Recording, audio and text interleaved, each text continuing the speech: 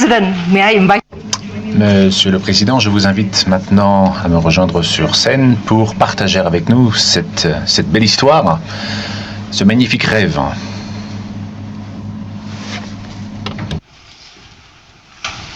Voilà. President, would you like to share with us? Voilà, je vous invite encore une fois à partager avec nous cette très belle histoire.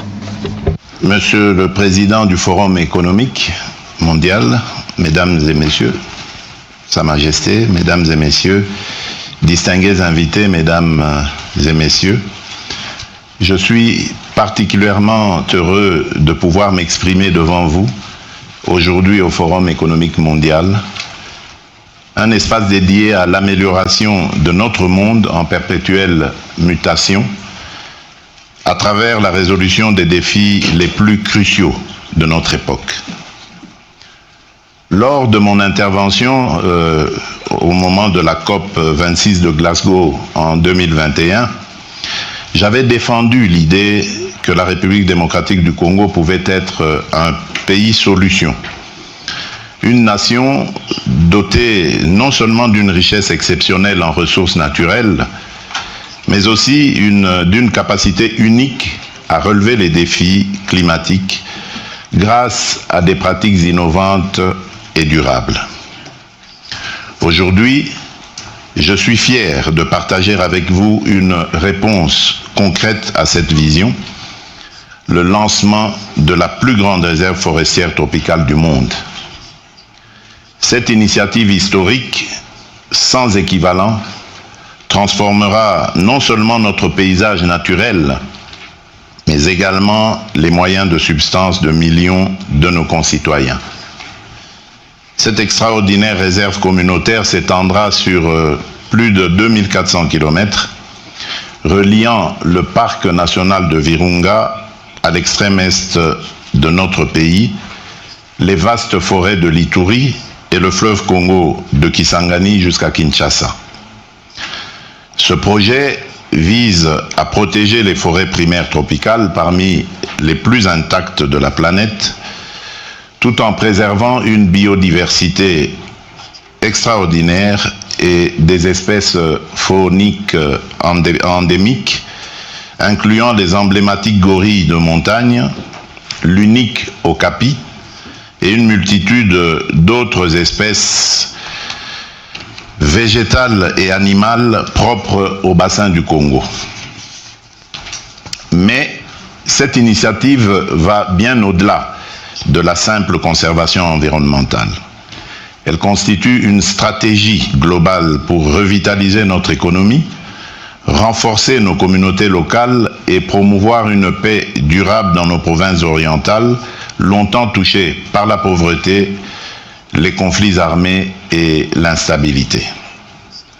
Ce projet améliorera directement la vie de plus de 31 millions de personnes, protégera près de 108 000 km² de forêts vierges et créera plus de 500 000 emplois, dont au moins 20 000 spécifiquement destinés aux jeunes, hommes et femmes, démobilisés des groupes armés. Mesdames et messieurs, le bassin du Congo, trésor naturel inestimable, regorge de forêts luxuriantes et d'une biodiversité exceptionnelle. Son potentiel en matière d'énergie renouvelable et de développement durable est immense et nous sommes résolument engagés à le réaliser. Grâce aux technologies solaires, hydroélectriques et éoliennes, nous ambitionnons de réduire significativement notre empreinte carbone tout en transformant notre paradigme économique. En exploitant la puissance de nos rivières et l'abondance de soleil qui baigne nos terres, nous construirons une infrastructure énergétique durable, capable d'alimenter nos communautés locales et nos peuples autochtones, ainsi que nos industries, sans nuire à notre environnement. Notre transformation agricole, au cœur de cette vision, vise à tirer parti de nos surfaces agraires fertiles pour garantir la sécurité alimentaire de nos populations. En remplaçant les activités illicites par des chaînes de valeurs agricoles et minérales durables, nous érigerons une économie respectueuse de l'humain et de la nature. Il s'agit d'un droit fondamental et d'une solution pragmatique pour éradiquer les revenus illégaux qui financent les conflits dans l'Est de la République démocratique du Congo, où 3 décennies de guerre ont injustement coûté la vie à plus de 6 millions de nos compatriotes. Cette tragédie locale est une menace globale. Si nous échouons à protéger ces forêts, c'est l'avenir de la planète qui sera compromis. C'est pourquoi nous devons faire montre de créativité et réinventer nos méthodes pour bâtir la paix. En adoptant des solutions fondées sur la nature et les principes d'équité et de justice sociale, nous avons l'opportunité de créer une interdépendance socio-économico-environnementale entre l'Est et l'Ouest de notre pays. Ce nouvel ordre social pour l'Afrique centrale trouve son ancrage dans la loi adoptée en décembre 2024 par notre Parlement pour créer cette grande réserve, un véritable traité de Westphalie pour la région. Cette transition représente à la fois un défi et une opportunité que nous sommes déterminés à saisir. Toutefois, nous avons besoin de partenariats solides et équitables à l'échelle internationale. La coopération ne doit pas prendre la forme d'aumône, mais de collaboration stratégique, durable et gagnant-gagnant. Je tiens à remercier l'Union européenne pour son soutien continu à travers l'Alliance des Virunga, une initiative qui, depuis près de 40 ans, a permis de générer de l'électricité propre et de créer 21 000 emplois grâce à l'agro-industrie. Cette réussite nous inspire pour le développement du couloir vert Kivu-Kinshasa. Je remercie également le professeur Yunus, qui n'est pas ici parmi nous, mais que j'ai vu ce matin, et la Fondation Schmidt pour leur soutien au programme de microfinancement Grameen Virunga, qui aide nos jeunes entrepreneurs à faire éclore leurs talents et à prospérer. Ces initiatives illustrent comment, en dotant les communautés congolaises d'accès à l'énergie et aux services financiers, nous pouvons transformer les Kivu en greniers de l'Afrique centrale, résolvant ainsi l'insécurité alimentaire tout en réduisant la pauvreté extrême. Pour concrétiser cette vision audacieuse, nous misons sur des solutions de transport novatrices alimentées par du biodiesel et de l'hydrogène. Ces infrastructures relieront nos agriculteurs au marché de grande consommation et permettront d'acheminer plus d'1 million de tonnes de nourriture vers Kinshasa, qui comptera bientôt 20 millions d'habitants.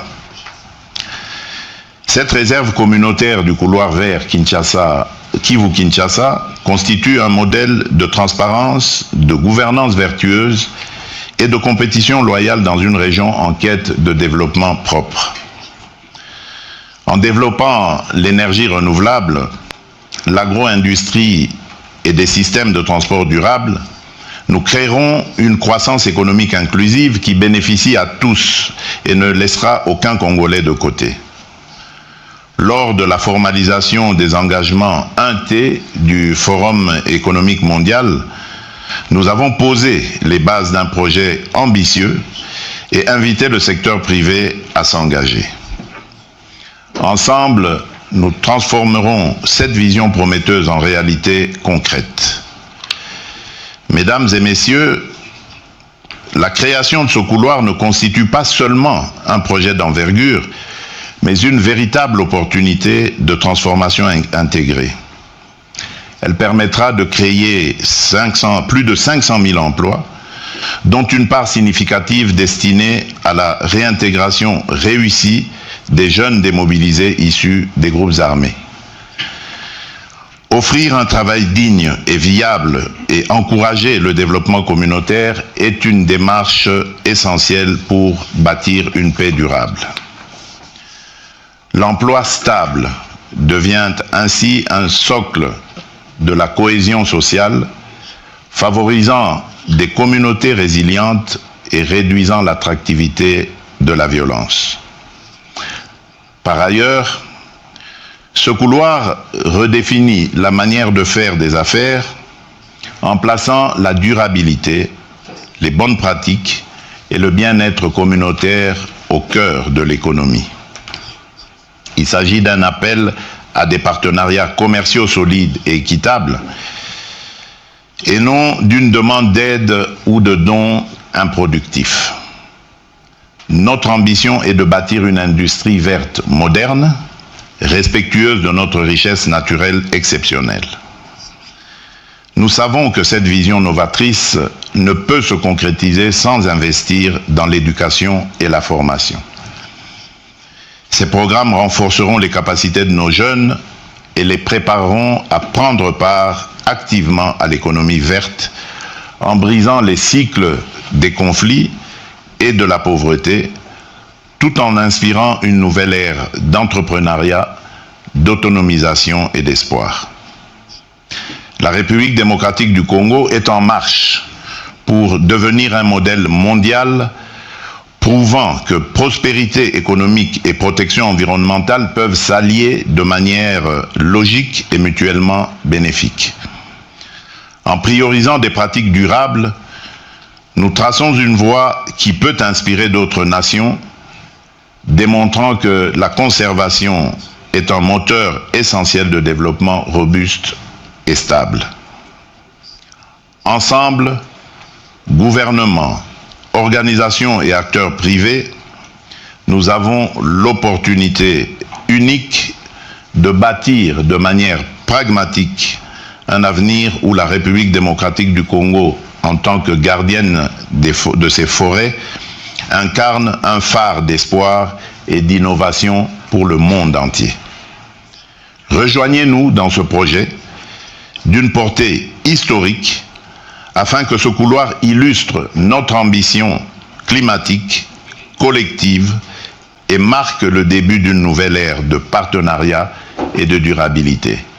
Je vous remercie.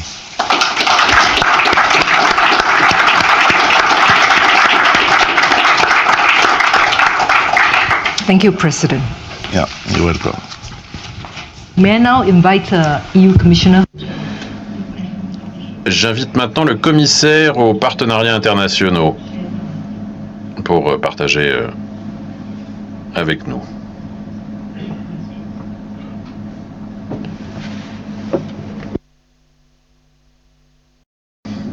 Il y a des centaines de milliers, des millions de raisons pour lesquelles c'est une bonne chose d'investir dans ce corridor vert qui relie le Kivu et Kinshasa.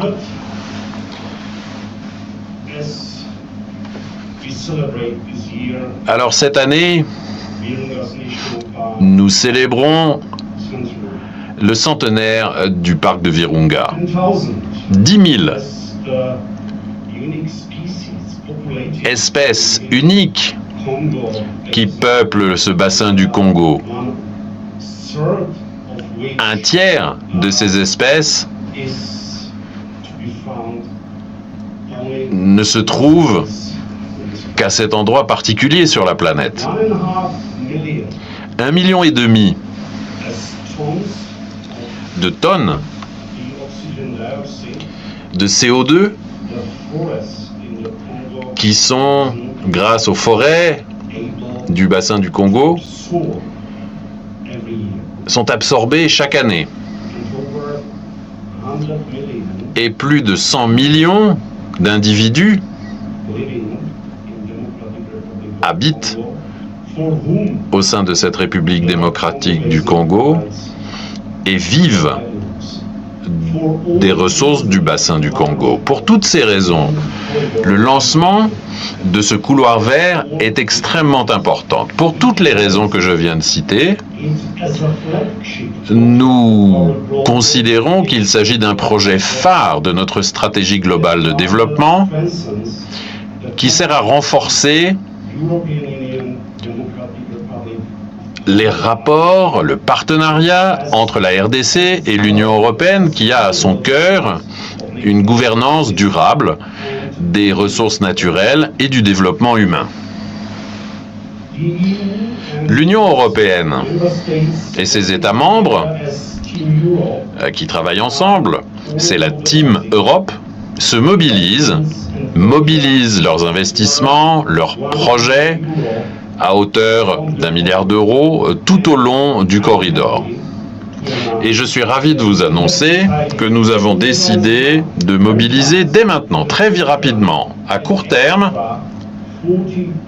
42 millions d'euros supplémentaires sous forme de subventions et nous sommes prêts à doubler ce montant très vite.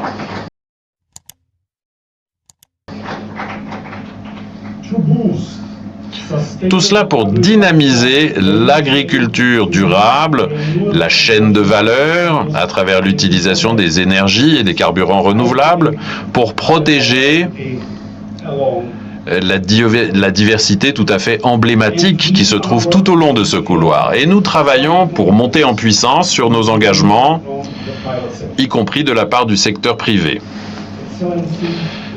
Excellence, Monsieur le Président, cette décision crée la plus grande zone protégée de forêt tropicale de la Terre.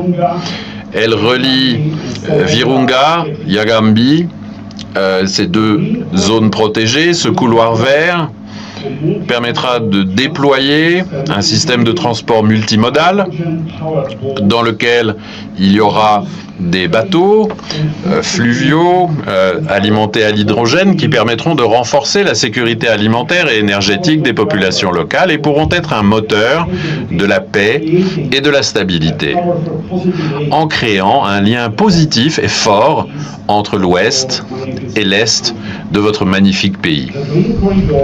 Ce couloir vert est un projet unique de mise en œuvre de solutions innovantes qui tout à la fois permettent la préservation des ressources naturelles et apportent une prospérité économique à la région dans son ensemble.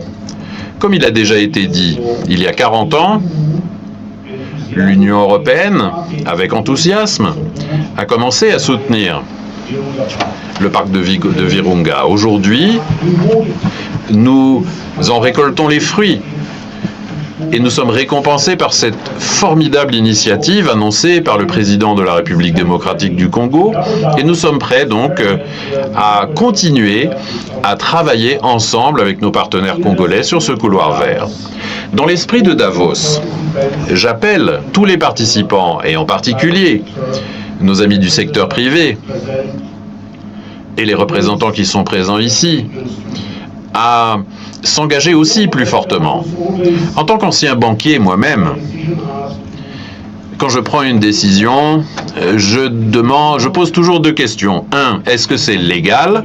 Et 2, est-ce que c'est rentable? Et il y avait aussi une troisième question. Est-ce que c'est vraiment ça qu'il faut faire?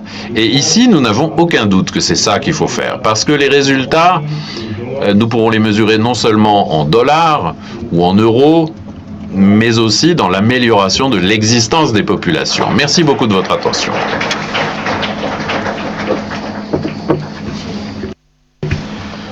Merci, monsieur, pour votre soutien et votre générosité.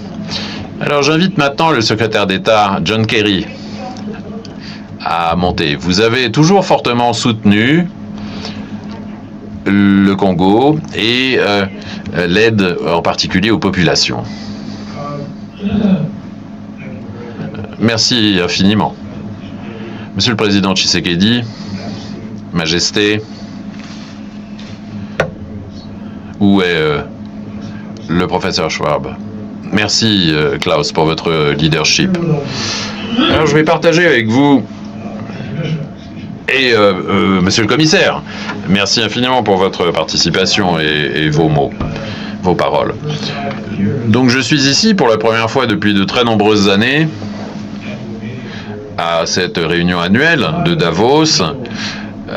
Et je ne suis pas ici pour parler au nom de mon gouvernement, mais en tant qu'individu, et de représentants du secteur privé qui a travaillé aux côtés du président et avec bien d'autres sur la question des réalisations possibles au sein du bassin du Congo. Malheureusement, nous avons pris du retard dans cette grande bataille. Et c'est une vraie grande bataille. Parce que les enjeux sont extrêmement élevés. Et on voit tous les jours, quelque part dans le monde, l'impact de la crise climatique se faire de plus en plus fort. Par ailleurs, nous avons des opportunités tout à fait formidables si nous agissons intelligemment. Après tout, nous sommes des êtres humains, nous avons été dotés d'un cerveau, nous avons la capacité d'improviser, d'être créatifs, d'entreprendre et de faire des choses. Donc c'est à nous qu'il appartient de faire face à ces grands défis. Les grands défis du monde ont tendance à être un petit peu coincés dans la combustion d'hydrocarbures qui produisent des émissions qui certes peuvent être captées, mais on ne sait toujours pas si c'est possible d'assurer cette capture carbone à une vitesse et à un prix qui permettent de compenser, pour nous permettre de continuer comme nous avons toujours vécu. C'est ça. C'est ça, en fait. À Dubaï, il y a eu près de 200 pays qui se sont retrouvés et qui se sont fixés une mission après les accords de Paris, après Sharm el-Sheikh et après Dubaï. Et cette nouvelle mission que l'humanité s'est fixée, c'est qu'il faut, à cause de ce qui est en train de se passer, il faut entamer une transition pour s'éloigner des hydrocarbures, y compris pour les pays producteurs d'hydrocarbures. Et nous avons décidé que nous le réaliserions de façon à atteindre nos objectifs net zéro 2050 et qu'il faudrait accélérer au cours de cette décennie et suivre les enseignements scientifiques, c'est-à-dire rester en dessous d'une augmentation d'1,5 degré. Tout cela sur le papier a l'air formidable, mais ce n'est pas du tout ce que nous sommes en train de faire. Alors, il se passe beaucoup de choses admirables. Il y a tout un univers de technologies qui n'existait pas quand j'étais envoyé sur le climat ou secret, des choses passionnantes qui se passent avec les batteries, le ciment écologique. Tout cela a été encouragé par le Forum économique mondial avec sa première sa Movers Coalition. Et nous avons des pays, nous avons des entreprises qui vont de l'avant pour définir et agir sur l'avenir. Et c'est ça qui est en train de se produire ici. Et je vous le dis sans réserve et en toute franchise, c'est l'une des propositions les plus passionnantes auxquelles j'ai eu le privilège de pouvoir participer ces dernières années. C'est une idée formidable, énorme.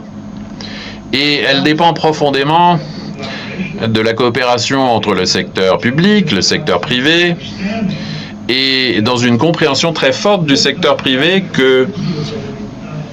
qu'ils ont la capacité non seulement de faire bien, mais de faire le bien aussi.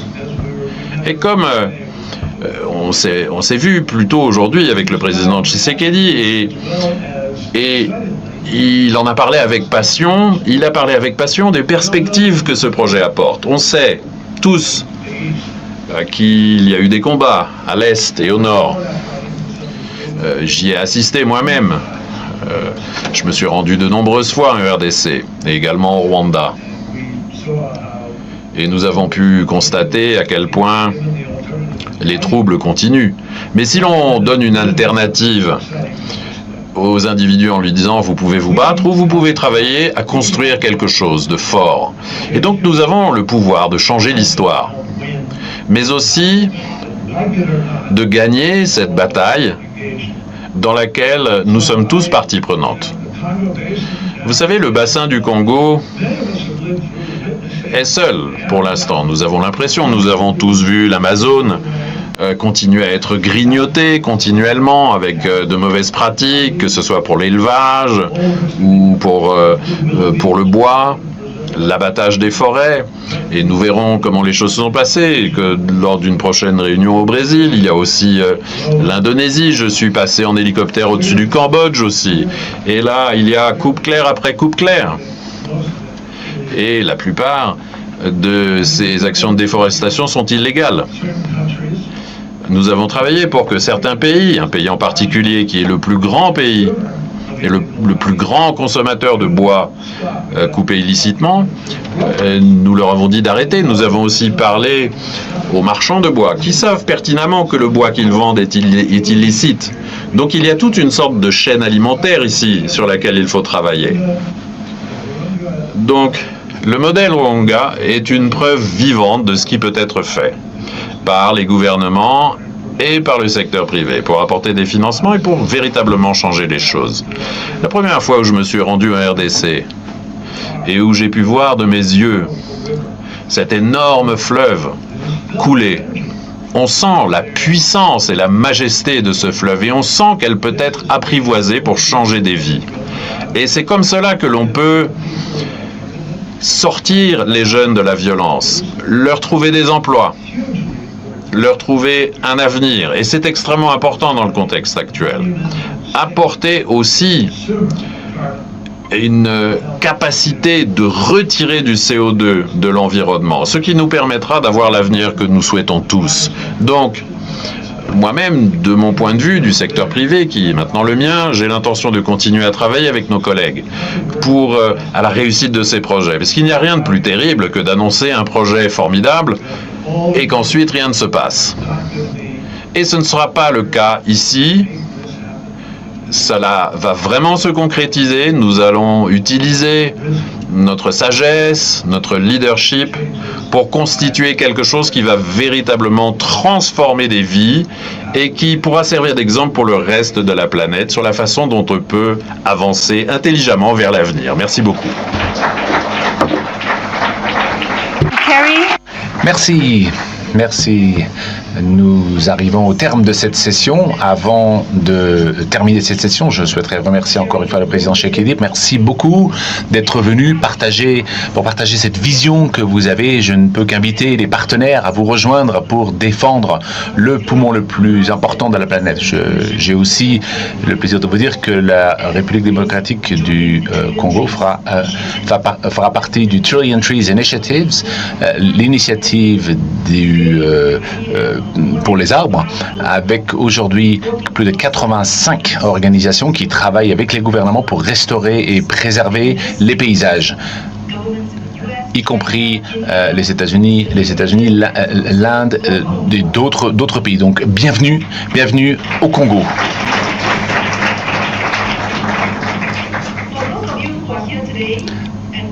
Pour ceux et celles qui sont avec nous et qui nous écoutent en ligne également, je vous invite à rejoindre le peuple congolais avec le président du Congo pour traduire cette vision enthousiaste en réalité. Nous avons besoin du soutien d'entreprises, de philanthropes, de la société civile également pour que cela devienne une réalité. Merci.